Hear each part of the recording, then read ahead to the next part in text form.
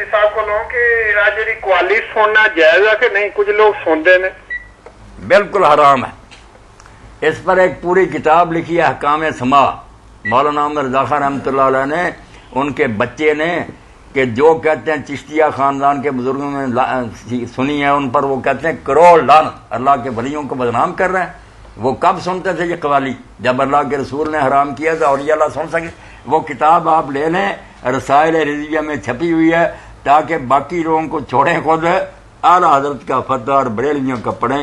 جن لوگوں نے کہا یہ دف حضور کے زمانے میں بجوس نے کہا سب چھوڑو، ایسی کچی پکی روایتوں کا کوئی فائدہ نہیں.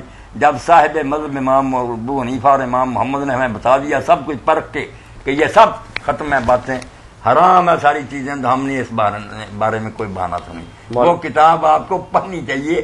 انہوں نے کہا دین کے ڈاکو اور چور اللہ کے ولیوں کا نام لے کر فساد کرتے ہیں. کسی چشتیہ خاندان کے بزرگ نے یہ قوالی نہیں سنی.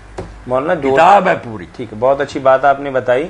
2-4 برس پہلے تو صرف قوالی ہی ایک متنازع مسئلہ تھا، اب تو نعت اس وقت تک مکمل نہیں ہوتی جب تک دف کے ساتھ باقی ساز و آواز کا سنگم نہ بنایا جائے. پیچھے بھی بجتے ہیں، سارا کچھ شروع کر لیا.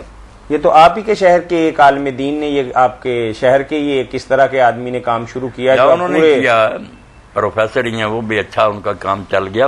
بالکل ناجائز. نعت رسول کو ایسی چیزوں سے ملوث نہیں کرنا چاہیے.